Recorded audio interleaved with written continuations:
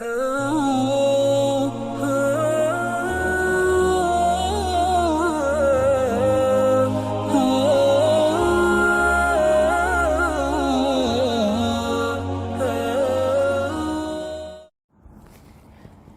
علیکم ورحمۃ اللہ وبرکاتہ.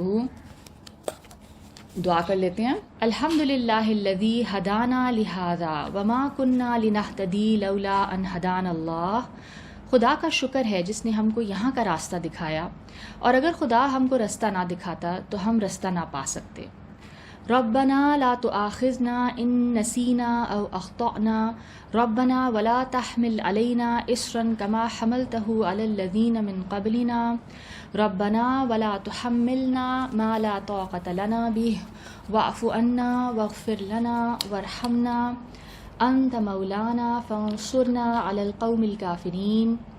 اے پروردگار، اگر ہم سے بھول یا چوک ہو گئی ہو تو ہم سے مواخذہ نہ کیجیے.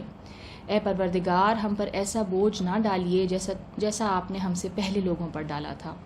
اے پروردگار، جتنا بوجھ اٹھانے کی ہم میں طاقت نہیں اتنا ہم پر نہ ڈالیے. اور اے پروردگار، ہمارے گناہوں سے درگزر کیجیے اور ہمیں بخش دیجیے اور ہم پر رحم فرمائیے. آپ ہی ہمارے مالک ہیں اور ہم کو کافروں پر غالب فرمائیے. اللہم ارنا الاشیاء کما ہی. اے اللہ، ہمیں چیزیں ویسی دکھائیے جیسے کہ وہ ہیں. اللہم ارنا الحق حقا وارزقنا اتباعہ وارنا الباطل باطلا وارزقنا اجتنابہ. اے اللہ، ہمیں سچ کو سچ دکھائیے اور اس کی پیروی کرنے کی توفیق عطا فرمائیے. اور اے اللہ، ہمیں غلط کو غلط دکھائیے اور اس سے بچنے کی توفیق عطا فرمائیے. اللہم انفعنا بما علمتنا وعلمنا ما ينفعنا وزدنا علما. اے اللہ، ہمیں فائدہ پہنچائیں اس علم سے جو ہم حاصل کریں، اور ہمیں وہ علم سکھائیں جس سے ہمیں فائدہ ہو، اور ہمیں علم میں بڑھائیں. آمین یا رب العالمین. آج ہم سورہ البروج پڑھیں گے، جو کہ سورہ نمبر 85 ہے of the holy Quran, and it's a مکی سورہ. اس صورت پر جب ہم تھوڑا غور کرتے ہیں تو ہمیں ایسا لگتا ہے کہ یہ مکے کے اس دور میں نازل ہوئی جب مسلمانوں پر بہت زیادہ ظلم ڈھائے جا رہے تھے. اور کیونکہ اس وقت مسلمان کمزور تھے اور نمبرز بھی کم تھے ان کے، تو جو مشرکین مکہ تھے جو اس دین کو اپوز کر رہے تھے، رسول اللہ صلی اللہ علیہ وسلم کو اپوز کر رہے تھے، تو وہ ان کے اوپر کافی حاوی تھے اور ان کو طرح طرح کے فزیکل، مینٹل، ہر طرح کے ٹارچرز ان پہ وہ انفلکٹ کرتے تھے. اب ہم یہ دیکھتے ہیں کہ جو اس دور کی جو صورتیں ہیں جس میں مسلمانوں پہ بہت ظلم ہوا، عام طور پر ہم دیکھتے ہیں کہ دین کے جو مین جو ٹاپکس ہیں، جو بنیادی مباحث ہیں، ان کے ساتھ ساتھ بہت ساری ایسی چیزیں بھی اللہ تعالیٰ نے بیان کی ہیں کہ جن کا مقصد یہ ہوتا ہے کہ حضور صلی اللہ علیہ وسلم اور ان کے جو کمپینینز تھے، صحابہ کرام، ان کو تسلی دی جائے. ٹھیک ہے، کیونکہ ظاہر ہے جب آپ اس قسم کا ابیوز آپ سوسائٹی میں فیس کرتے ہیں تو یہ کوئی معمولی بات نہیں ہے، یہ بہت ہی یعنی تکلیف دہ چیز ہوتی ہے. ٹھیک ہے، اور پھر یہ ایک طرح سے جو مخالفین تھے رسول اللہ صلی اللہ علیہ وسلم کے، ان کو یہ پیغام دینا تھا کہ وہ جو ان کا کفر ہے، جو ان کا انکار ہے، اور جو ان کی رسول اللہ صلی اللہ علیہ وسلم کی جو تکذیب ہے، جو ان کو جھٹلانا ہے اور جو ظلم ہے، اس کی وجہ سے اللہ تعالیٰ ان کو ایک طرح سے وارن کر رہے ہیں کہ یہ سب جو تم کر رہے ہو، دنیا میں بھی تم تباہی فیس کرو گے اور آخرت میں تو ایٹرنل پنشمنٹ کے مستحق بن جاؤ گے. ٹھیک ہے، اور اس مقصد کے لیے ہم دیکھتے ہیں کہ قرآن پاک میں پچھلی امتوں، سابقہ امتوں کے واقعات ہیں، اللہ تعالیٰ نے بیان کیے ہیں کہ جنہوں نے اپنے نبیوں کے ساتھ برا سلوک کیا، جنہوں نے اپنی نبیوں کو جھٹلایا، تو ان کا انجام اللہ تعالیٰ نے بیان کیا ہے. کہیں ہم دیکھتے ہیں کہ بہت تفصیل کے ساتھ ہے اور کہیں بہت بریفلی اللہ تعالیٰ نے بہت اختصار کے ساتھ بیان کیے ہیں.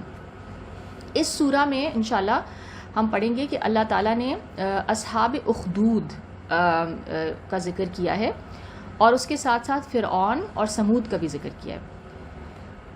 اچھا، اصحاب الاخدود کون تھے؟ اس کے بارے میں سارے جو سنی اور شیعہ مفسرین ہیں وہ اس پہ ان کا اتفاق ہے کہ ایک واقعہ ہے جو اس کے پس منظر میں وہ بیان کرتے ہیں، اور وہ کوئی سابقہ بادشاہ تھا، اس سے متعلق یہ واقعہ ہے جو وہ درج کرتے ہیں، جو اس کا شان نزول جو بتاتے ہیں۔ لیکن امین احسن اصلاحی ایک اسکالر ہیں اور ایک غلام احمد پرویز، ان کی رائے کے مطابق اصحاب اخدود سے جو مراد ہے وہ مکہ کے جو ظالم سرداران تھے جو ظلم کر رہے تھے اور جو مظلوم ایمان والے تھے، ٹھیک ہے، ان کے مطابق یہ انہی کی بات ہے۔ لیکن اس سے پہلے ہم دیکھتے ہیں کہ کچھ قسمیں کھائی ہیں اللہ تعالیٰ نے، تو شروع کرتے ہیں۔ بسم اللہ الرحمن الرحیم، والسماء ذات البروج، آسمان کی قسم جس میں برج ہیں۔ بروج سے مراد یا تو ستارے ہیں اور یا قلعے، یا اس سے سورج اور چاند کی منازل بھی مراد ہو سکتی ہیں، جو سورج اور چاند کی جو منزلیں ہیں۔ قرآن میں ہم دیکھتے ہیں کہ اور کچھ مقامات پر بھی یہ بتایا گیا ہے کہ یہ بروج جو ہیں ان کا مقصد کیا ہے؟ ان کا مقصد ہے شیاطین پر شہاب ثاقب پھینکنا، یعنی جو شوٹنگ سٹارز ہیں وہ شیاطین پہ مارے جاتے ہیں، ٹھیک ہے۔ سورہ ہجر کی آیت 16 اینڈ 17 ہم دیکھ لیتے ہیں۔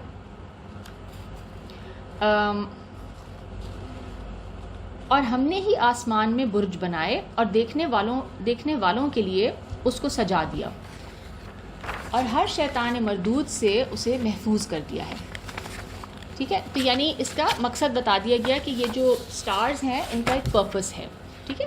تو یہ ہمیں ایک اور مقام سے قرآن پاک کے یہ پتہ چلتا ہے۔ والیوم الموعود، اور اس دن کی، یعنی قسم اس دن کی بھی جس کا وعدہ ہے۔ دیکھیے کون سا دن ہے جس کا وعدہ ہے کہ جو آ کر رہے گا، اس سے مراد قیامت کا دن ہے۔ وشاہدیوں و مشہود، اور حاضر ہونے والے کی اور جو اس کے پاس حاضر کیا جائے اس کی۔ اب اس آیت کے بارے میں جو مفسرین ہیں ان کے چند آراء ہیں وہ دیکھ لیتے ہیں۔ شاہد یعنی شاہد کا مطلب کیا ہوتا ہے؟ جو گواہی دیتا ہے، ٹھیک ہے، اور مشہود وہ جس کی گواہی دی جا رہی ہے۔ شاہد سے مراد جمعے کا دن ہے اور مشہود سے مراد یوم عرفہ۔ یہ ڈفرینٹ اوپینینز ہیں علماء کے۔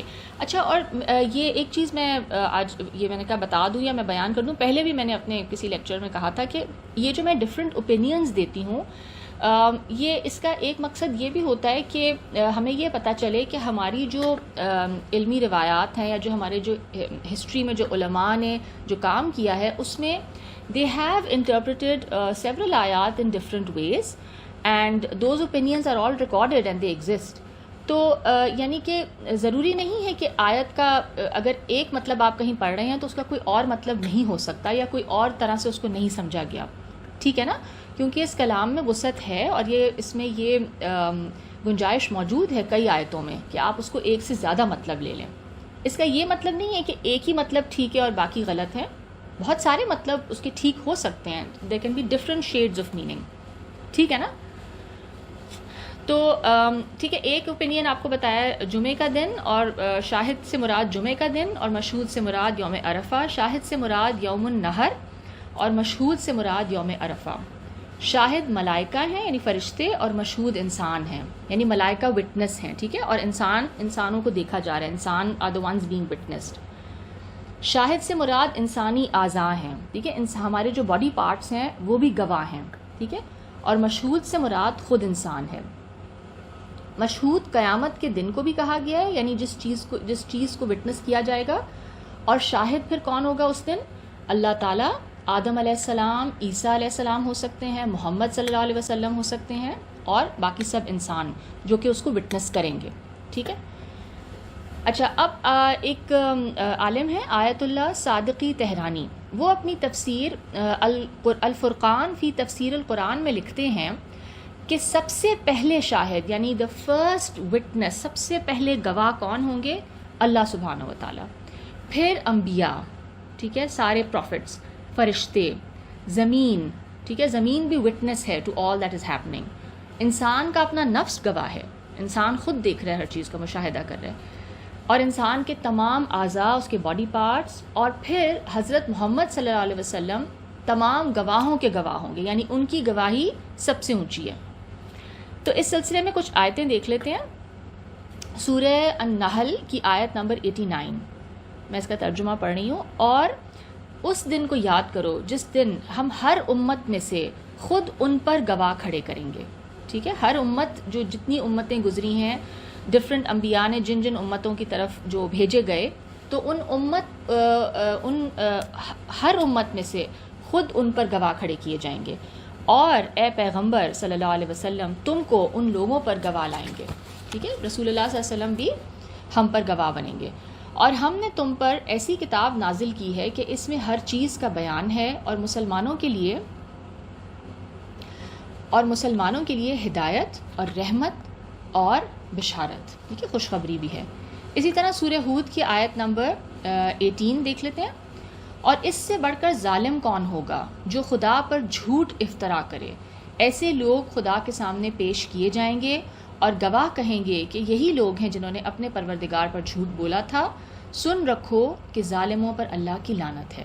ٹھیک ہے, تو جو گواہ ہوں گے وہ اس دن گواہی پیش کریں گے.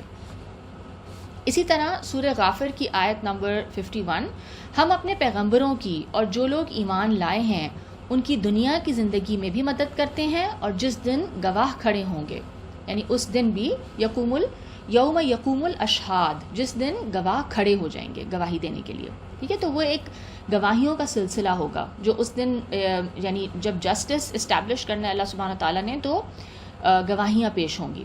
And it will all be based on the truth of course. ٹھیک ہے, سچی گواہیاں ہوں گی. سورہ ہود کی آیت نمبر 103 دیکھ لیتے ہیں. ان میں اس شخص کے لیے جو عذاب آخرت سے ڈرے عبرت ہے. ٹھیک ہے, اس قرآن پاک میں یہ وہ دن ہوگا جس میں سب لوگ اکٹھے کیے جائیں گے, اور یہی وہ دن ہوگا جس میں سب حاضر کیے جائیں گے. ٹھیک ہے, تو یہ کیا ہے, ذالک یوم مشہود, یہ وہ دن ہے جو وٹنس کیا جائے گا. سورہ زمر کی آیت 69, اور زمین اپنے پروردگار کے نور سے جگمگا اٹھے گی, اور اعمال کی کتاب کھول کر رکھ دی جائے گی, اور پیغمبر اور گواہ حاضر کیے جائیں گے, اور ان میں انصاف کے ساتھ فیصلہ کیا جائے گا, اور بے انصافی نہیں کی جائے گی. سورہ النور کی آیت نمبر 24, جس دن ان کی زبانیں, ہاتھ اور پاؤں سب ان کے کاموں کی گواہی دیں گے. ٹھیک ہے, یہ قیامت کے دن کی طرف اگین اشارہ ہے. تو یہ اعضاء کی گواہی, ہیومن باڈی پارٹس گواہی دیں گے. سورہ یاسین کی آیت 65, آج ہم ان کے منہوں پر مہر لگا دیں گے, اور جو کچھ یہ کرتے رہے تھے ان کے ہاتھ ہم سے بیان کر دیں گے, اور ان کے پاؤں گواہی دیں گے. ٹھیک ہے, اب ہم آتے ہیں آیت نمبر 4, قتل اصحاب الاخدود, کہ خندقوں والے ہلاک کر دیے گئے. ٹھیک ہے, اب یہ اصحاب الاخدود کے ذکر آ گیا. اب یہ قسمیں کھا کے, اور پھر کیا کہا, یعنی قسم ہے کس کی, بروج کی, یعنی آسمان کی قسم جس میں برج ہیں.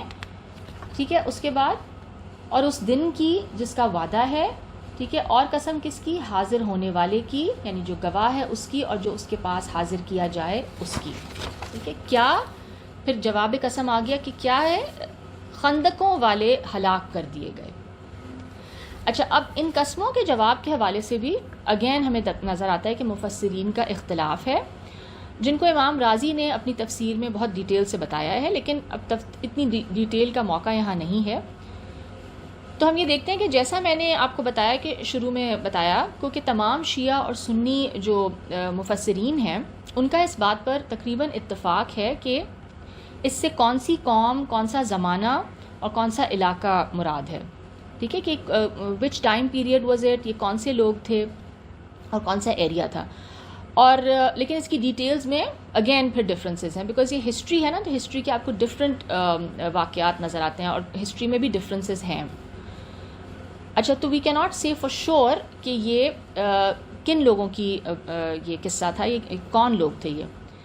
اچھا, اب ہم یہ دیکھتے ہیں کہ دو اہل علم جو ہیں, دو اسکالرز, انہوں نے تھوڑا سا ڈفرینٹ سٹانس لیا ہے. جیسے میں نے آپ کو بتایا, ان کے مطابق ایک تو امین احسن اصلاحی صاحب ہیں اور دوسرے غلام احمد پرویز. اصلاحی صاحب کا خیال یہ ہے کہ اخدود یعنی خندقوں سے, خندق آپ سمجھتے ہیں نا, ٹرنچز کو کہتے ہیں, ٹرنچز جو ہوتی ہیں, ان سے مراد کیا ہے, یعنی وہ یہ کہتے ہیں کہ یہ ان سے مراد جہنم کے گڑھے ہیں. ٹھیک ہے, اور اصحاب سے پھر مراد کون ہے کہ ان جہنم کے گڑھوں میں جانے والے لوگ, یعنی جہنمی. اور ان آیات میں پھر مشرکین مکہ کو تنبیہ کی جا رہی ہے، وارن کیا جا رہا ہے کہ وہ مسلمانوں پر جو ظلم اور ستم کر رہے ہیں اس سے باز آ جائیں، ورنہ قیامت کے دن وہ جہنم کے گڑھوں میں جا پڑیں گے. ٹھیک ہے، اور آگے کی پھر آیات وہ اسی طرح ان کی تشریح کرتے ہیں. اور جبکہ ہم یہ دیکھتے ہیں کہ پرویز صاحب ان کا تھوڑا ڈفرینٹ ہے اس میں انڈرسٹینڈنگ. ان کے خیال کے مطابق اصحاب الاخدود سے مکہ والے مراد ہیں، مشرکین مکہ. اور اخدود یعنی ٹرنچز سے مراد کیا ہے؟ ان کے جو ان کا جو ڈسیپشن تھا، جو ان کا ٹریچری تھی، جو مکر تھا، فریب تھا ان کا، اور ان کی جو پلاٹنگ پلاننگ تھی، جو سازشیں تھیں رسول اللہ صلی اللہ علیہ وسلم کے خلاف، خندقیں وہ ہیں، وہ جو ٹریپس تھے ان کے اپنے الفاظ میں اگر ہم دیکھیں مفہوم القرآن میں وہ کیا لکھتے ہیں ان آیات کے بارے میں، یہ لوگ جو اس نظام کی اس قدر مخالفت کرتے ہیں کہ اسے مٹانے کے لیے جنگ تک کی تیاریوں میں مصروف رہتے ہیں. کون؟ جو اصحاب مکہ تھے، یعنی جو مشرکین مکہ تھے. وہ ان کو ایک نیا نظام، ایک نیا دین نظر آ رہا تھا، and they were opposing it. ٹھیک ہے، تو وہ اس کو ختم کرنا چاہ رہے تھے. یہ اپنی تدبیروں سے، اپنی پلاننگ سے کیا کر رہے تھے؟ خندقیں کھودتے تھے. ان کے لیے ایک سمبولکلی وہ بتا رہے ہیں کہ یہ سمبولک ہے، جو خندقیں ہیں وہ سمبولک ہیں، ان کی پلاننگ کو سمبلائز کر رہی ہیں. اور ان میں فتنوں کی آگ بھڑکاتے رہتے ہیں اور اپنے اس پروگرام پر جم کر بیٹھے رہتے ہیں، اور جو کچھ دوسرے لوگ جماعت مومنین کے خلاف کرتے رہتے ہیں یہ اسے بھی تماشا سمجھ کر دیکھتے ہیں. یہ تمام امور اس امر کی شہادت دیتے ہیں کہ یہ مخالفین بلا آخر تباہ ہو کر رہیں گے. اور پھر فردر ہم ان کی جو مفہوم القرآن ہے، یعنی یہ مفہوم القرآن سے تھا آیت 5 to 7 which is a brief sort of understanding. جو پھر ڈیٹیل میں انہوں نے اپنی تفصیلی جو تفسیر ہے مطالب القرآن فی دروس الفرقان، اس میں وہ لکھتے ہیں کہ آپ قرآن کی یہ ساری آیات آگے چل کر دیکھیں تو ایسا معلوم ہوتا ہے، آپ کو یہ معلوم ہو جائے گا کہ یہ کسی گزرے ہوئے واقعے کی بات نہیں ہو رہی ہے، بلکہ یہ تو ایک حقیقت ہے جو ہر دور میں سامنے آئے گی. ٹھیک ہے، بات ہو رہی ہے حق اور باطل کی کشمکش کی، ٹروتھ اینڈ فالسہڈ. یہ ہمیشہ ان کا کلیش رہے گا آپس میں. کچھ لوگ ٹروتھ کو سپورٹ کریں گے، کچھ باطل کو. اور وہ کیا کہہ رہے ہیں کہ یہ ایک ایسی چیز ہے، یہ ایک ایسا واقعہ ہے جو ہر دور میں آتا رہے گا. بات ہو رہی ہے اس تصادم کی، ٹھیک ہے، اس کانفلکٹ کی، اس انقلاب عظیم کی. یعنی ایک بہت بڑا ریولیوشن تھا جو نبی اکرم صلی اللہ علیہ وسلم اور ان کے ساتھیوں کی جماعت لا رہے تھے، جس کی مخالفت ہو رہی تھی.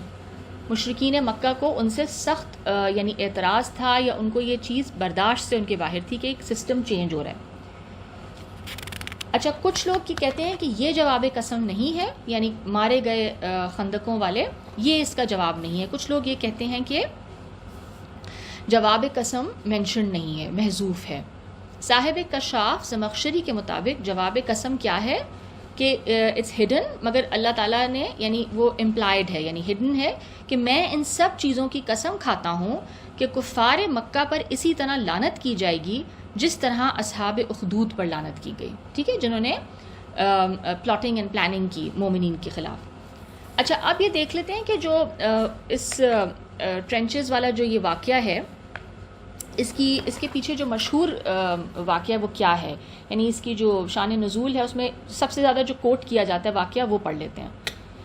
تو تقریباً 523 یعنی 523 عیسوی AD میں یمن کا یہودی بادشاہ تھا، حمیری خاندان سے اس کا تعلق تھا. اس کا نام ذو نواس تھا.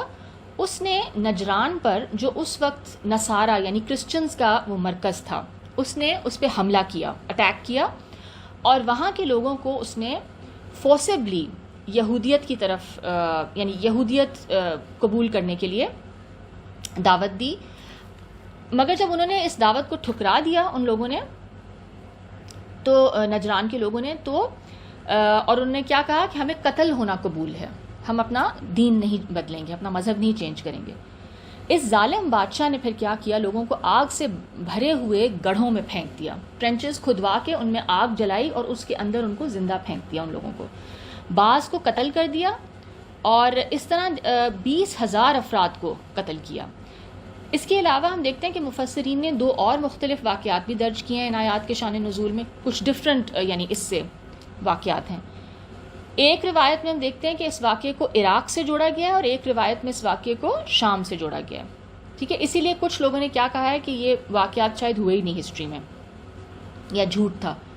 امام ابو بکر کفال کہتے ہیں کہ لوگوں نے اصحاب اخدود کے قصے میں مختلف روایتیں بیان کی ہیں, مگر ان میں سے کوئی بھی ٹھیک نہیں ہے. ہاں, مگر یہ بات متفقہ ہے, اگریڈ اپون ہے کہ یہ کوئی مومن قوم تھی جنہوں نے اپنی کافر قوم یا اپنے کافر بادشاہ سے اختلاف کیا. ٹھیک ہے, دے ڈس اگریڈ, انہوں نے کہا نہیں ہم اپنا دین چینج کرنا چاہتے ہیں, اور وہ کسی مونوتھیسٹک ریلیجن کی طرف, کسی موحد دین کی طرف جانا چاہ رہے تھے. اس نے پھر کیا کیا اس ظالم بادشاہ نے کہ ان سب کو خندق کھدوا کر, ٹرنچز کھدوا کر اس میں ڈلوا دیا.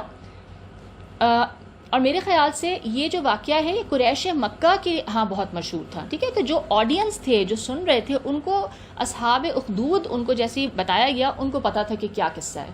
ٹھیک ہے نا, جیسے ایک مشہور کوئی سٹوری ہوتی ہے کسی قوم میں, تو ان کو ایگزیکٹلی پتا تھا کہ یہ کس کی بات ہو رہی ہے. تو اسی لیے پھر اللہ تعالیٰ نے اس واقعے کو بیان کیا کہ صحابہ کرام کو بھی یہ بتانا کہ پچھلی قوموں کے مومنین پر بھی اسی طرح کے ظلم ہوتے رہے, اور قریش مکہ کو بہت سخت جو ہے نا صحابہ کو بہت سخت سزائیں جو دیتے تھے. تو ان کو بتایا گیا کہ you are not the only ones, تم سے پہلے قوموں کے ساتھ اس سے بھی زیادہ جو ہے نا ان کو تکلیفیں دی گئیں, ان کو ایذائیں دی گئیں. النار ذات الوقود, یہ اب میں آیت 5 سے پڑھ رہی ہوں, یعنی آگ کی خندقیں جس میں ایندھن جھونک رکھا تھا. ٹھیک ہے, آگ کی ٹرنچز تھیں جس کے اندر ایندھن بھی ڈالا گیا تھا.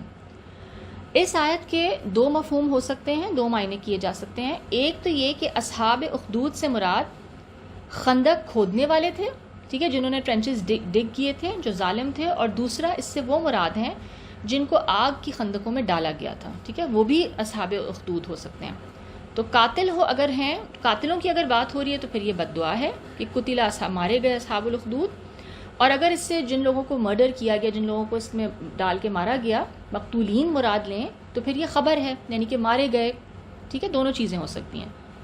اور امین احسن اصلاحی کی تفسیر کی روح سے یہ مشرکین مراد ہیں جنہوں نے ٹرنچز کھودی تھیں, اور اخدود سے مراد جہنم کے گڑھے ہیں, یعنی وہ جہنم کے گڑھوں میں پھینکے جائیں گے. اذ ہم علیہا قعود, جب کہ وہ ان کے کناروں پر بیٹھے ہوئے تھے, یعنی وہ ان ٹرنچز کے کناروں پر بیٹھے ہوئے تھے. یعنی یہ ظالم انہی خندقوں کے کنارے پر بیٹھ کے they were watching them, the مومنین, ان کو وہ دیکھ رہے تھے کہ وہ کس طرح جل کے مر رہے ہیں, یعنی وہ اس کا نظارہ کر رہے تھے. وَهُمْ عَلَى مَا يَفْعَلُونَ بِالْمُؤْمِنِينَ شُهُودٌ, اور جو سختیاں اہل ایمان پر کر رہے تھے ان کو سامنے دیکھ رہے تھے. ٹھیک ہے, یعنی یہ ان کی جو وحشی پنا تھا یا جو ان کی بربریت تھی یہ نظر آتی ہے اس سے. جو کچھ وہ مومنین کے ساتھ کر رہے تھے وہ اس کو اسپیکٹیٹرز بطور تماشائی اس کو دیکھ رہے تھے.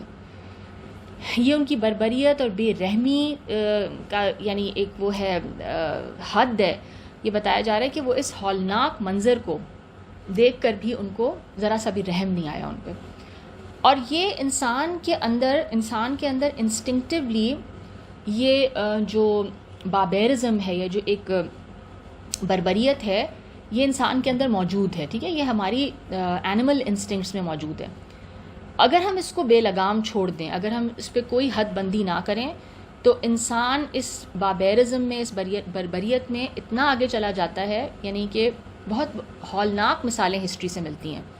ٹھیک ہے, انسانی تاریخ جو ہے وہ اس قسم کے وحشیانہ مظاہروں سے بھری ہوئی ہے.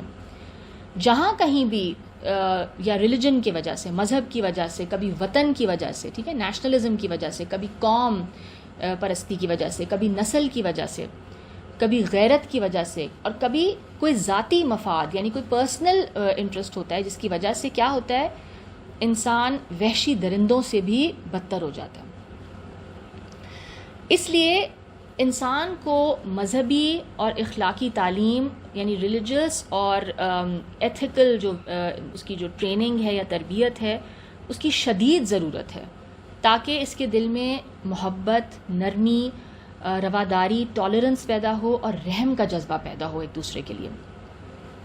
اگر امین احسن اصلاحی کی رائے کو مانتے ہیں تو پھر ان آیات کا یہ مطلب ہوگا کہ قیامت کے دن جہنمیوں کو جہنم میں ڈالنے سے پہلے جہنم کے کناروں پر بٹھایا جائے گا، اور جو کچھ انہوں نے مومنین کے ساتھ کیا ہوگا اس کے نتائج وہ دیکھ رہے ہوں گے. تو ایک یہ بھی مطلب ہو سکتا ہے.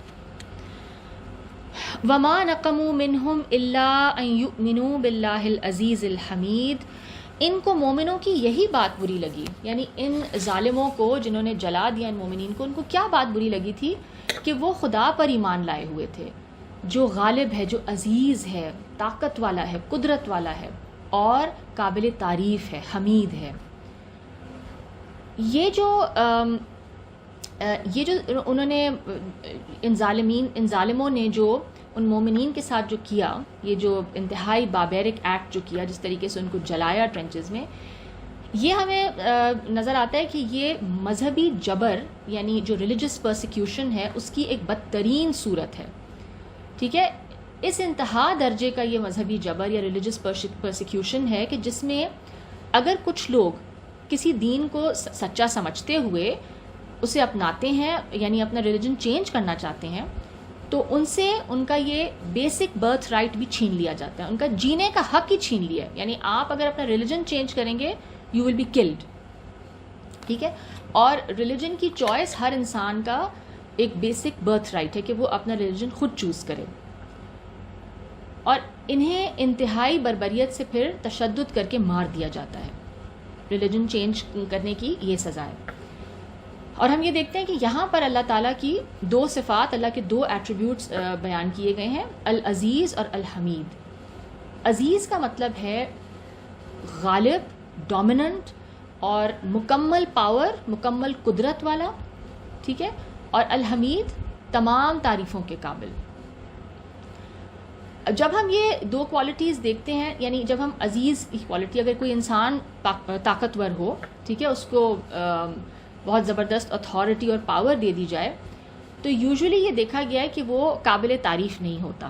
ٹھیک ہے نا، کیونکہ پھر جیسے ہم سب نے سنا ہوا ہے کہ power corrupts and absolute power corrupts absolutely. ٹھیک ہے، یوزولی اس قدر آپ کو جب پاور مل جاتی ہے تو انسان سرکش ہو جاتا ہے. ٹھیک ہے، اور وہ پھر اتنا تعریف کے قابل نہیں رہتا. لیکن اللہ تعالیٰ کے اندر یعنی اس قدر، یعنی وہ جو ایٹریبیوٹس ہیں وہ اس قدر پرفیکشن تک ہیں اور اتنی بیلنسڈ ہے اللہ تعالیٰ کی ذات کہ اللہ تعالیٰ اپنی اس قدرت کو مس یوز نہیں کرتے یا ظلم نہیں کرتے انسانوں پہ.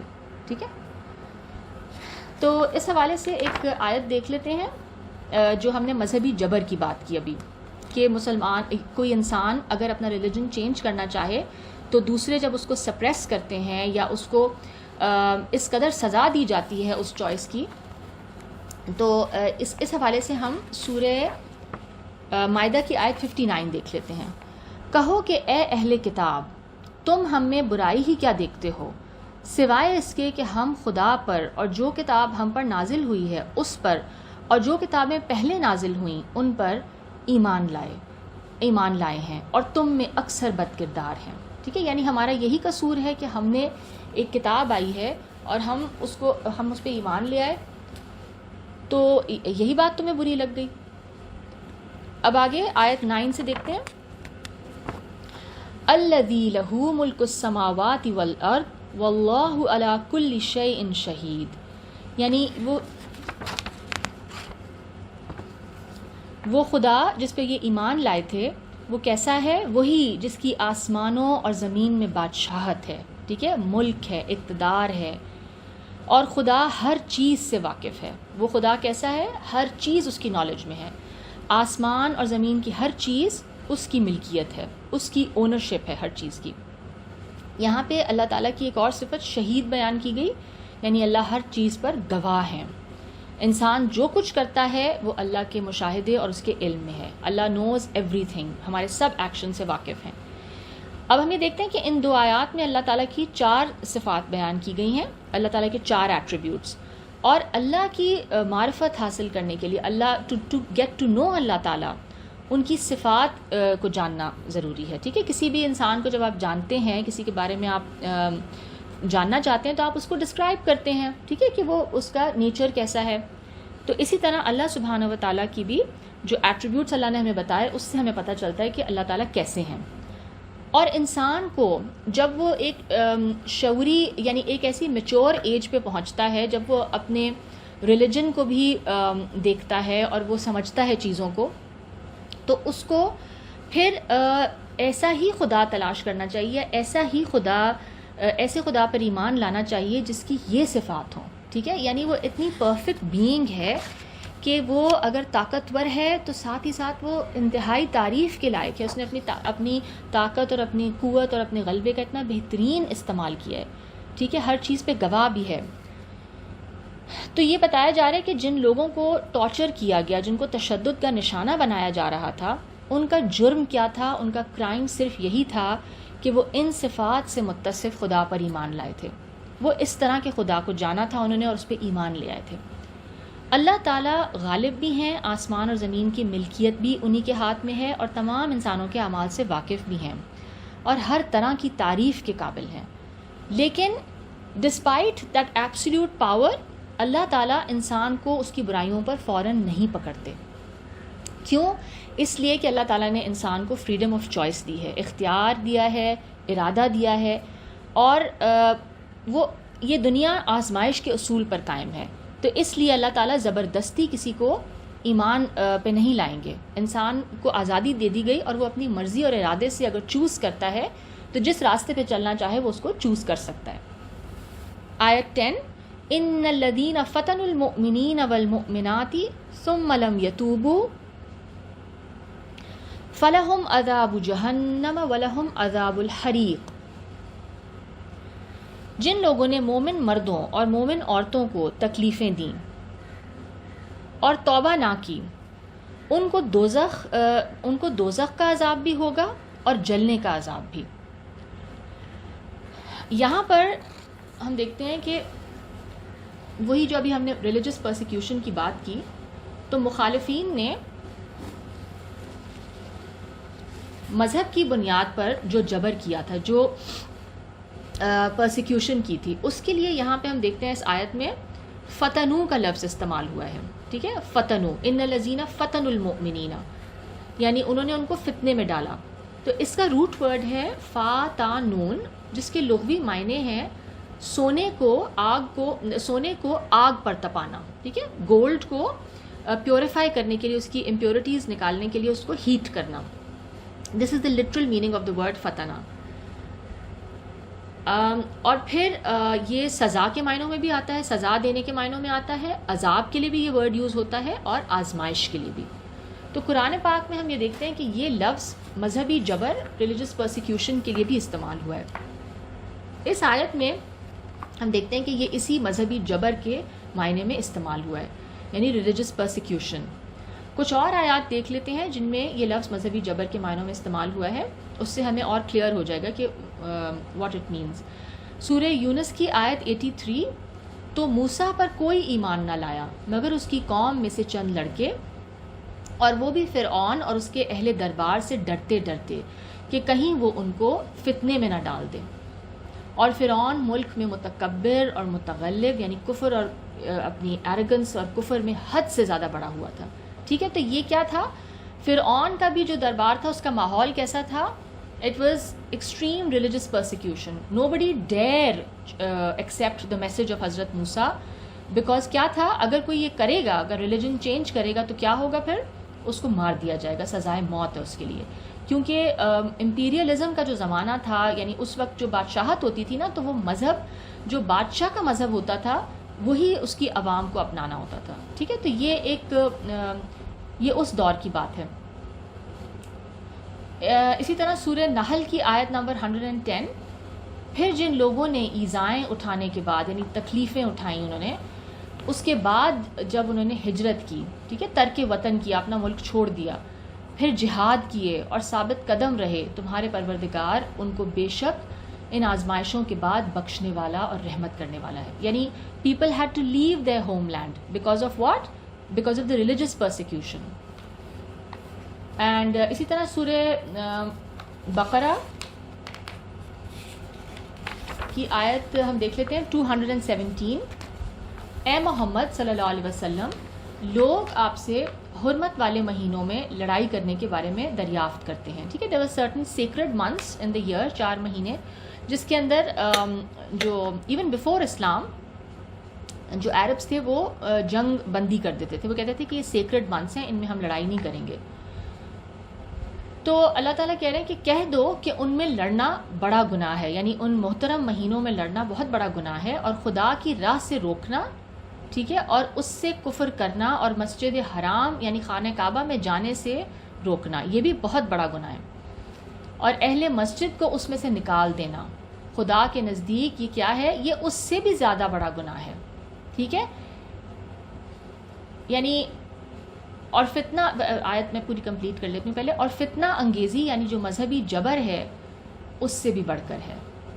اور یہ لوگ ہمیشہ تم سے لڑتے رہیں گے یہاں تک کہ اگر طاقت رکھیں تو تم کو تمہارے دین سے پھیر دیں, اور جو کوئی تم میں سے اپنے دین سے پھر کر کافر ہو جائے گا اور کافر ہی مرے گا تو ایسے لوگوں کے اعمال دنیا اور آخرت دونوں میں برباد ہو جائیں گے, اور یہی لوگ دوزخ میں جانے والے ہیں جس میں یہ ہمیشہ رہیں گے.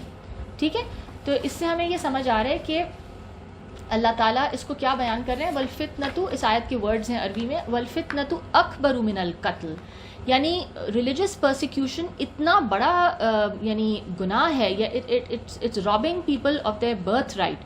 تو یہ اتنی خراب چیز ہے, یہ اتنا سیریس کرائم ہے کہ یہ قتل سے بھی زیادہ بڑی چیز ہے. ٹھیک ہے, اللہ تعالیٰ اس کو اس قدر یعنی بڑا گناہ قرار دے رہے ہیں. اچھا, اب ہم یہ دیکھتے ہیں کہ اس آیت میں جو آیت 10 میں نے پڑھی تھی, اس میں اللہ تعالیٰ نے فرمایا جن لوگوں نے مومن مردوں اور مومن عورتوں کو تکلیفیں دیں اور پھر توبہ نہ کی, ان کو دوزخ کا عذاب بھی ہوگا اور جلنے کا عذاب بھی ہوگا. تو ثم لم یتوبوا, یعنی توبہ نہیں کی انہوں نے. تو اس سے کیا پتہ چل رہا ہے, کیونکہ ان کا کرائم تو بہت بڑا تھا, بہت ہینس کرائم تھا.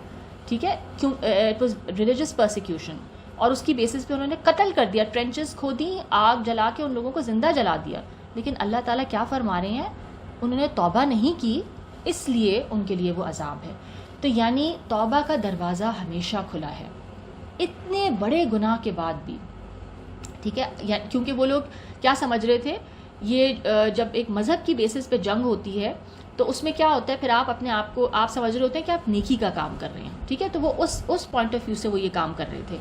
تو یہ سزا جو ہے پھر الٹیمیٹلی جو آخرت کی سزا ان کو ملے گی جو یہ کام کر کے توبہ کیے بغیر مر جائیں. ٹھیک ہے, توبہ کا کیا مطلب ہے, پلٹنا, یعنی جب آپ کو اپنی غلطی کا احساس ہو جائے تو اس غلط کام کو چھوڑ دینا, اس سے پلٹ آنا اور اپنے اعمال کی کریکشن کرنا, صحیح راستے پہ آ جانا. تو مذہب ہمارا انسان کو غلطی کے بعد بہت امید دیتا ہے. دیر از اے لاٹ آف ہوپ کہ وہ اپنے اس غلط کام سے نکل سکتا ہے. ٹھیک ہے, he is not doomed for ever, کہ اگر اس سے بہت بڑا گناہ ہو گیا ہے, نو ڈاؤٹ بہت بڑا گناہ ہے, لیکن وہ اس سے نکل سکتا ہے. اور اگر وہ سچے دل سے توبہ کر لے, ٹھیک ہے, اور یعنی اس پھر جو اس سے زیادتی ہوئی ہے اگر اس کو اس کا ازالہ کر سکتا ہے, مثلا اگر اس نے کوئی چوری کی ہے تو وہ مال واپس کر دے. ٹھیک ہے, یا کسی بھی طرح اگر اس کا وہ کمپنسیشن کر سکتا ہے تو وہ کرے, اور پھر اللہ تعالیٰ اس کو معاف کر دیں گے. ٹھیک ہے, دس از اللہ تعالیٰ فورگیونیس, اس حد تک اللہ تعالیٰ معاف کرنے والے ہیں. تو اس سے انسان کو بہت امید ملتی ہے کہ اگر اتنا بڑا گناہ بھی کسی سے سرزد ہو جائے لیکن وہ سچے دل سے توبہ کر لے تو اللہ تعالیٰ اس کو معاف کر دیں گے. ان الذین آمنوا وعملوا الصالحات لهم جنات تجری من تحتها الانہار ذلک الفوز الکبیر, جو لوگ ایمان لائے اور نیک کام کرتے رہے ان کے لیے باغات ہیں جن کے نیچے نہریں بہہ رہی ہیں, یہ بڑی کامیابی ہے. اب جو کرمنلز تھے, جو مجرمین تھے, ان کے انجام کے بعد قرآن پاک صحیح راستہ اختیار کرنے والوں کا انجام بھی بتا دیتا ہے کہ جو صحیح راستے پہ چلے ان کا انجام کیسا ہوگا, جو ایمان لے آئے اور پھر انہوں نے نیک کام کیے. ٹھیک ہے, عمل صالح کیے. اس پہ ہم نے ایک لیکچر میں بات کی تھی کہ عمل صالح کیا ہے, نیک عمل کیا ہے.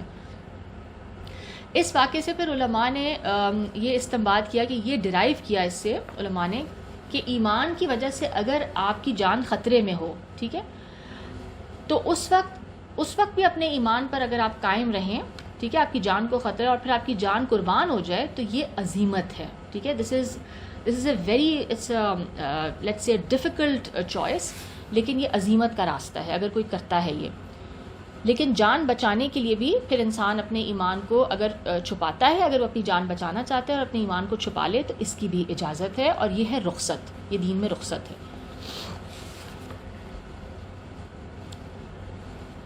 ان بطش ربک لشدید، بے شک تمہارے پروردگار کی پکڑ بڑی سخت ہے.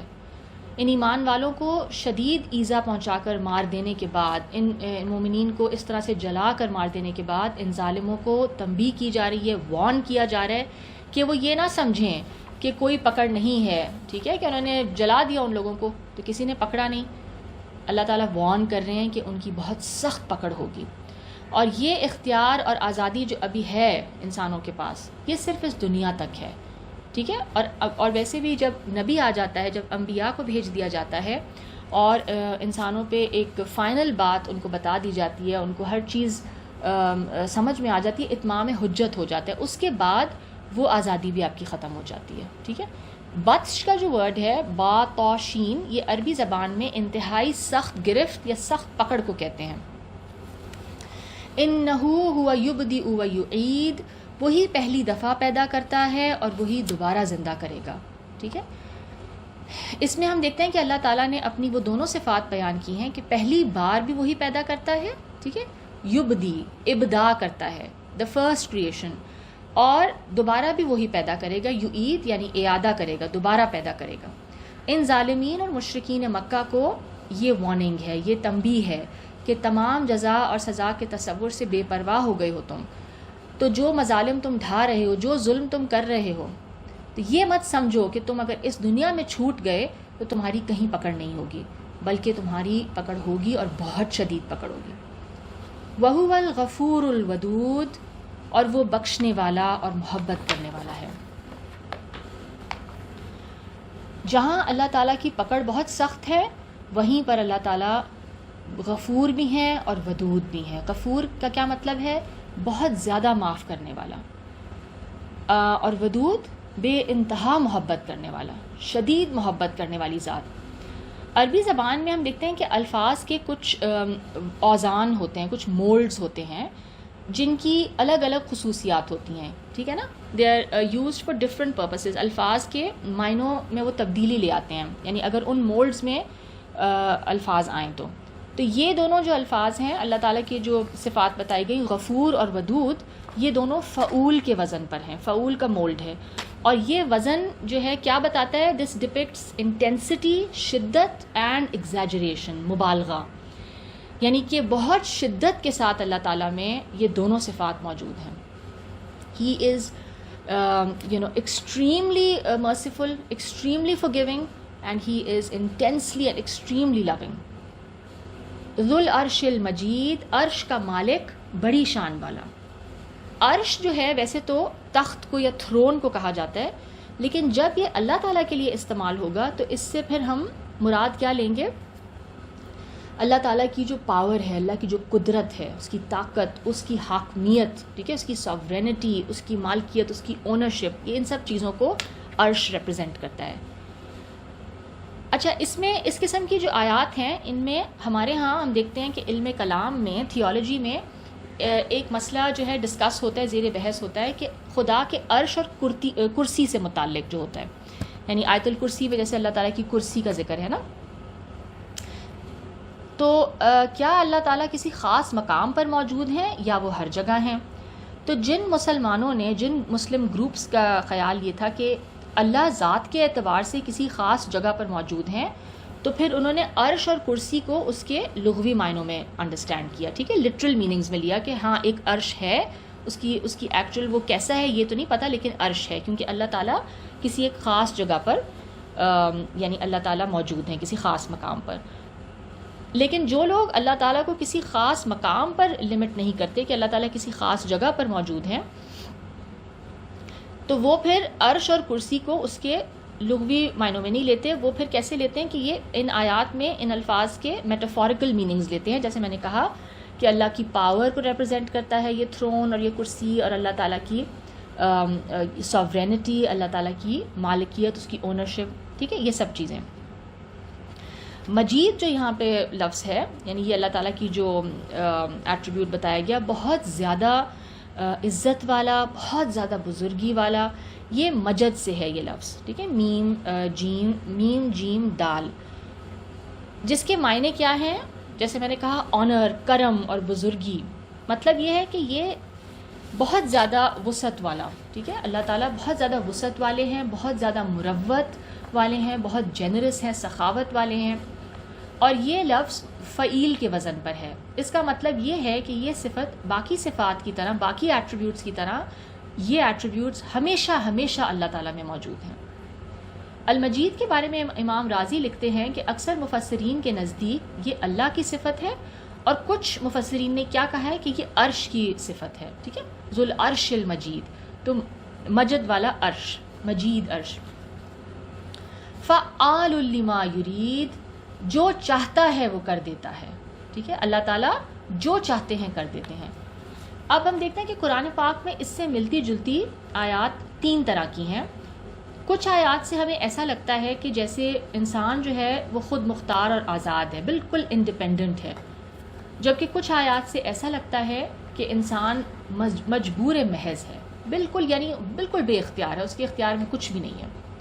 اور کچھ سے ایسا معلوم ہوتا ہے کہ معاملہ جبر اور اختیار کے بیچ میں ہے، یعنی کچھ آپ کے پاس اختیار بھی ہے اور کچھ چیزوں میں آپ مجبور بھی ہیں. یہ جو آیت ہے جو ابھی میں نے ریسائٹ کی، اور اس قسم کی اور کچھ آیات سے یہ ثابت ہوتا ہے کہ اللہ تعالیٰ جو چاہے کرتا ہے. اب اس کانسیپٹ یا اس تصور پر بہت سے لوگ اعتراض کرتے ہیں کہ خدا کا تصور پھر ایک، یعنی اللہ کا جو کانسیپٹ ہے وہ کیا بن رہا ہے؟ ایک مطلق العنان بادشاہ، ایک ڈکٹیٹر، ود ایبسلیوٹ پاور، جو کسی قاعدے اور قانون کا پابندی نہیں ہے، جو چاہے وہ کر دے، جس کو چاہے مار دے، جو چاہے وہ ڈیسیجن لے لے، من موجی. تو اس لیے پھر ہم یہاں پر کچھ اور آیات بھی دیکھ لیتے ہیں، اسٹڈی کر لیتے ہیں، لیکن اس سے پہلے ایک بات آپ لوگ ہم لوگ سمجھ لیں کہ قرآن پاک نے نا 2 دنیاؤں کا ذکر کیا، یا 2 عالموں کا ذکر کیا ہے. ایک عالم امر اور ایک عالم خلق، ٹھیک ہے. عالم امر کون سا جہان ہے؟ جہاں پہ جو غیب کی جو دنیا ہے، جو ان سین ورلڈ ہے، جہاں پہ اللہ تعالیٰ قانون بناتے ہیں، اللہ تعالیٰ نے سب قوانین بنائے ہیں وہاں پہ، ٹھیک ہے. اور عالم خلق کیا ہے؟ دس سین ورلڈ، جہاں پہ وہ سارے قانون پھر امپلیمنٹ کیے گئے ہیں. سورہ آراف کی آیت 54 دیکھ لیتے ہیں. کچھ شک نہیں کہ تمہارا پروردگار خدا ہی ہے جس نے آسمانوں اور زمین کو 6 دن میں پیدا کیا، پھر عرش پر جا ٹھہرا. وہی رات کو دن کا لباس پہناتا ہے کہ وہ اس کے پیچھے دوڑتا چلا آتا ہے، اور اسی نے سورج اور چاند ستاروں کو پیدا کیا، سب اس کے حکم کے مطابق کام میں لگے ہوئے ہیں. دیکھو سب مخلوق بھی اسی کی ہے، یعنی سب تخلیق اسی کی ہے اور حکم بھی اسی کا ہے. یہ خدا رب العالمین بڑی برکت والا ہے، ٹھیک ہے. الا لہ الخلق والامر، یعنی تخلیق بھی وہی کرتا ہے اور پھر فیصلے بھی اسی کے ہوتے ہیں، ٹھیک ہے. قوانین بھی وہی بناتا ہے اس کریشن کے لیے. تو جیسے میں نے کہا کہ عالم امر سے پھر کیا پتہ چل رہا ہے؟ وہ فیصلے والا جہان جو کہ غیب کی دنیا میں جہاں اللہ تعالیٰ قوانین بناتے ہیں، اور عالم خلق سے مراد وہ عالم جہاں، یعنی وہ دنیا جہاں پہ وہ قوانین نافذ ہو رہے ہیں. اب جب اللہ تعالیٰ قوانین بنا لیتے ہیں عالم امر میں، ٹھیک ہے، تو پھر عالم خلق میں جب آتے ہیں وہ قوانین، تو خدا پھر ان میں کوئی تبدیلی نہیں کرتا سوائے میریکلز، یعنی جو معجزات ہوتے ہیں نا، جو نبیوں کے تھرو کروائے جاتے ہیں، وہاں پہ پھر قانون توڑا جاتا ہے. تو ہم یوں کہہ سکتے ہیں کہ جن آیتوں میں اللہ تعالیٰ کی ایبسلیوٹ ول کی بات کی گئی ہے نا، یا ارادے کا جو ذکر ہے، جیسے یہ ہے کہ فعال لما یرید، وہ جو چاہتا ہے وہ کر دیتا ہے، جہاں اس طرح کی بات ہوتی ہے تو اس کا تعلق پھر کہاں سے ہے؟ عالم امر سے ہے، کہ اللہ تعالیٰ جو قانون چاہتا ہے وہ بنا دیتا ہے، ٹھیک ہے. اور باقی آیات کا تعلق پھر عالم خلق سے ہے.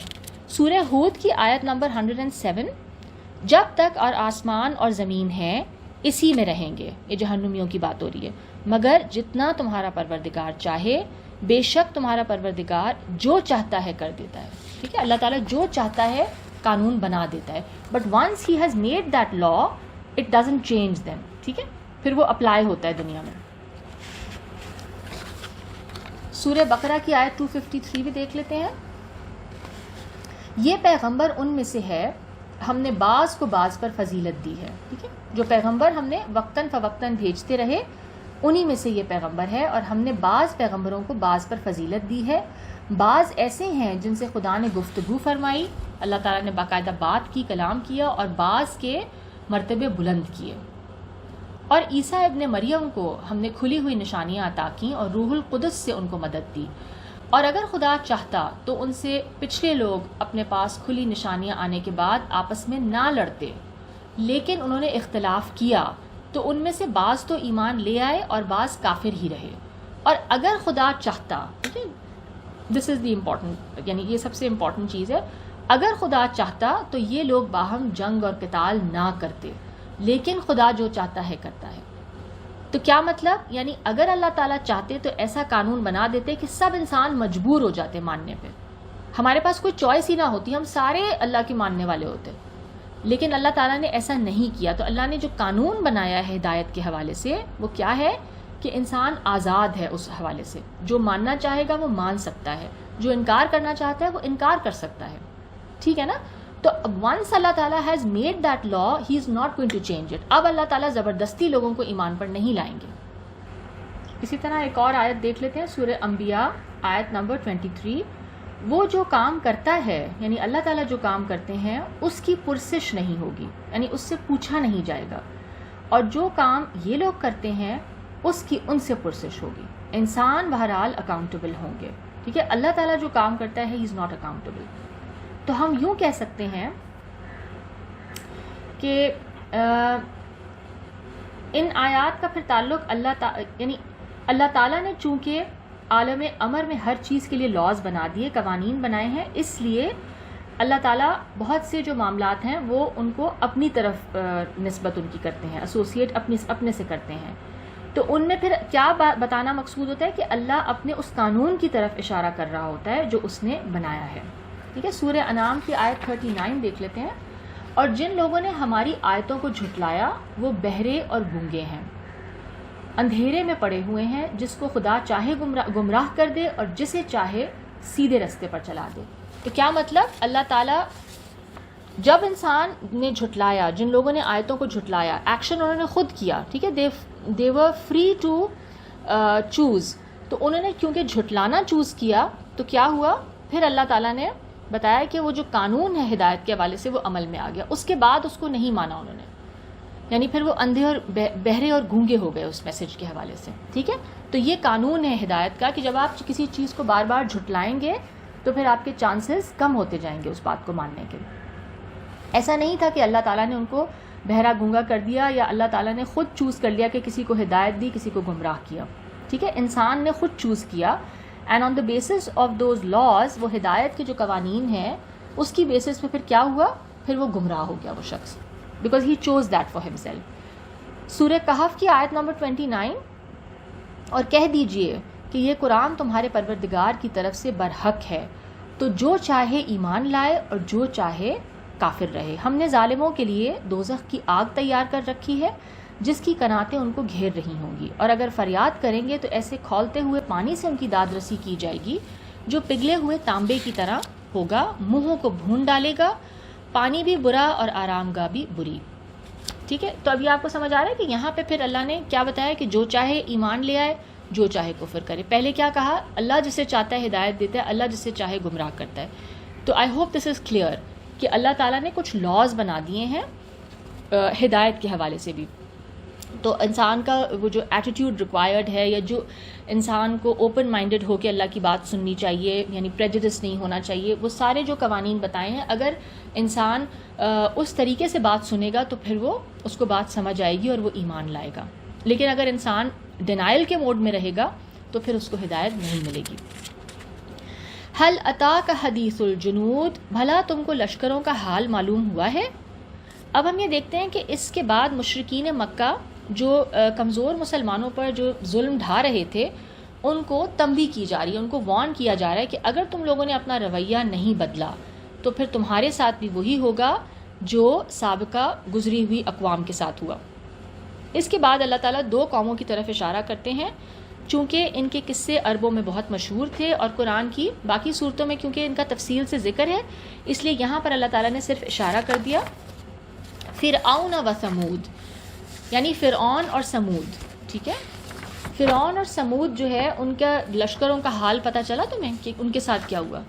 بل الذین کفروا فی تکذیب، لیکن کافر تکذیب جھٹلانے میں ہیں، وہ جھٹلانے میں لگے ہوئے ہیں. یعنی جس طرح فرعون اور سمود نے تکذیب یعنی جھٹلانے کا راستہ اختیار کیا، نہ ماننے کا راستہ، اور عقیدہ توحید اپنانے والوں پر ظلم ڈھائے، جن لوگوں نے حضرت موسیٰ کی کال پہ رسپونڈ کیا اور وہ ان کا دین اپنایا، اسلام لے آئے، تو ان کے ساتھ کیا کیا فرعون نے؟ ان پہ شدید ظلم ڈھائے. وہ سب کچھ تم بھی کر رہے ہو، یہ مکہ والوں کو کہا جا رہا ہے، مشرکین مکہ کو. تو تمہارا انجام ان سے مختلف کیوں ہوگا؟ تم ایگزیکٹلی وہی کر رہے ہو تو تمہیں بھی اسی طرح، تمہارے ساتھ بھی وہی ہوگا. واللہ من ورائہم محیط، اور خدا ان کو گردا گرد سے ہر طرف سے اللہ تعالیٰ ان کو گھیرے ہوئے ہے. وہ یہ نہ سمجھیں کہ وہ اللہ کی پکڑ سے باہر ہیں. ٹھیک ہے، بل ہوا قرآن مجید، یہ کتاب بلکہ یہ قرآن عظیم الشان ہے. ٹھیک ہے، مخالفین کو جو اپوز کر رہے تھے ان کو پھر وارن کیا جا رہا ہے کہ ان دو آیتوں میں کہ قرآن پاک کی عظمت کو بیان کیا جا رہا ہے، بتایا جا رہا ہے کہ اس قرآن مجید کے جو انذار ہے، اس کی جو وارننگز ہیں، تم ان کو سیریسلی نہیں لے رہے ہو، تم سنجیدہ نہیں لے رہے. اور کبھی تم اس کو اساطیر الاولین کہہ دیتے ہو کہ پرانی کہانی ہے کوئی، کبھی تم یہ کہہ دیتے ہو کہ محمد صلی اللہ علیہ وسلم کا گھڑا ہوا ہے نعوذ باللہ، کبھی تم کہتے ہو کہ شیطانی القاء ہے، کوئی شیطان نے کوئی انسپریشن کر دی. اللہ تعالیٰ نے کیا فرمایا کہ یہ تو قرآن مجید ہے. اور مجید جیسے ہم نے پہلے پڑھا عرش مجید کے حوالے سے، مجید کا جو لفظ ہے اس میں اگین جب یہ اللہ تعالیٰ کے لیے یہ لفظ آتا ہے تو ہم نے ابھی پڑھا تھا کہ بہت زیادہ آنریبل، بہت بزرگی والا، کرم اور بزرگی میں بہت زیادہ بڑھا ہوا، بہت زیادہ مروت اور سخاوت والا، یعنی بہت جنرس. اور جیسے ہم نے پڑھا کہ فعیل کے وزن پر ہے، اس کا مطلب یہ ہے کہ یہ صفت ہمیشہ اللہ کے اندر موجود ہے. تو اللہ تعالیٰ نے جو اپنے بارے میں بتایا کہ وہ مجید ہے، تو اللہ تعالیٰ کا بھیجا ہوا کلام یعنی قرآن پاک بھی مجید ہے، یعنی شرف والا ہے، عزت والا ہے. سورہ قاف کی آیت نمبر 1 میں بھی یہی بات ہے، قاف والقرآن المجید، قاف قرآن مجید کی قسم. ٹھیک ہے، تو یہی بات سورہ قاف میں فی لوح محفوظ، لوح محفوظ میں لکھا ہوا. لوح کا جو ورڈ ہے وہ عربی زبان میں تختی کو کہتے ہیں. ٹھیک ہے، ٹیبلٹ کو. محفوظ کا مطلب ہے کہ جس چیز کی حفاظت کی گئی ہو. لوح محفوظ سے عام طور پر جو ہمارا ایک کانسیپٹ بنا ہوا ہے، جو ہمارا ایک تصور ہے، وہ کیا ہے کہ اللہ تعالیٰ کی کوئی ایک کتاب ہے، بہت بڑی کوئی کتاب ہے جس میں کہ ہر کریشن کی، ہر مخلوق کی تفصیلات ہیں، یعنی سب ڈیٹیلز درج ہیں. اور ہمارا یہ بھی ماننا ہے کہ اصل قرآن پاک بھی اس ہی لوح محفوظ میں ہے. حضرت عبداللہ بن عباس کی ایک روایت کے مطابق لوح محفوظ کی لمبائی آسمان اور زمین کے درمیان کی مسافت کے برابر ہے، یعنی it's the distance as if you are travelling between the skies and the earth. ٹھیک ہے، اور چوڑائی مشرق اور مغرب کے درمیان کی مسافت کے برابر ہے.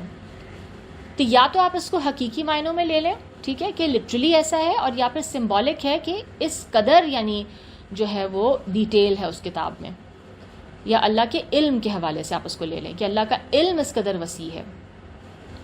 تو قرآن پاک میں لوح محفوظ جو ہے یعنی اس فارم میں، اس ترکیب میں ایک ہی دفعہ آیا ہے. البتہ الکتاب کا ورڈ آیا ہے، ٹھیک ہے، قرآن کے لیے. کتاب مکنون، دا ہڈن بک، ٹھیک ہے، اور کتاب مبین، واضح کتاب کے وغیرہ کے الفاظ استعمال ہوئے ہیں. اور مفسرین عام طور پر ان کو لوح محفوظ ہی کہتے ہیں کہ یہ لوح محفوظ کی بات ہو رہی ہے. سورہ رعد آیت 39، خدا جس کو چاہتا ہے مٹا دیتا ہے اور جس کو چاہتا ہے قائم رکھتا ہے، اور اسی کے ہاں اصل کتاب ہے، اسی کے پاس اصل کتاب ہے، الکتاب وَعِندَهُ الکتاب.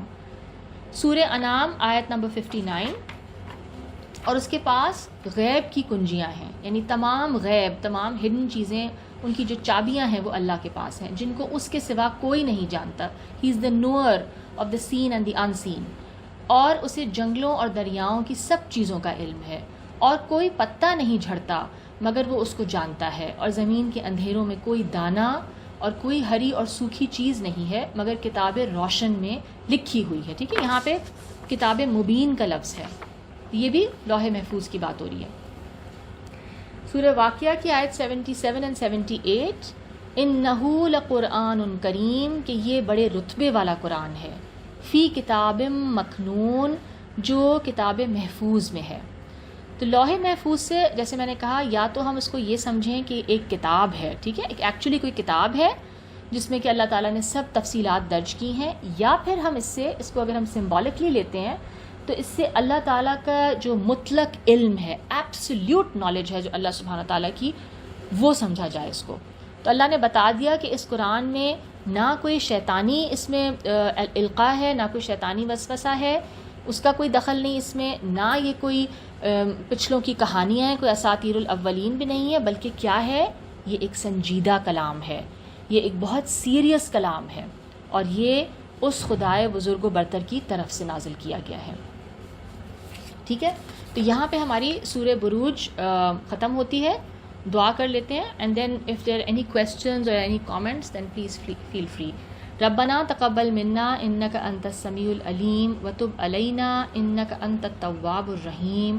سبحانک اللہم وبحمدک نشہد ان لا الہ الا انت نستغفرک ونتوب الیک. آمین.